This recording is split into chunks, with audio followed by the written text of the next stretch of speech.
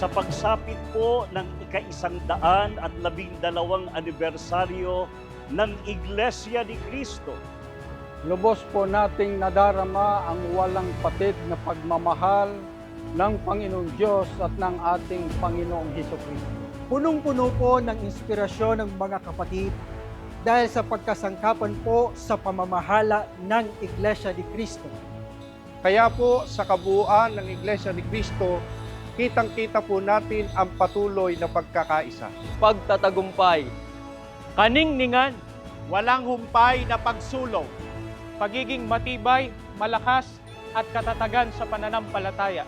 Kami pong mga ministro at mga manggagawa, Kasama po ang mga kusang loob na naglilingkod sa tanggapang pangkalahatan na kabilang po sa kagawaran ng utility. taos sa puso na bumabati po sa lahat ng mga kapatid sa buong mundo. Higit po sa lahat sa ating tagapamahalang pangkalahatan, ang kapatid na Eduardo V. Manalo at sa ating pangalawang tagapamahalang pangkalahatan, ang kapatid na Angelo Eranio Manalo. Happy 112th anniversary po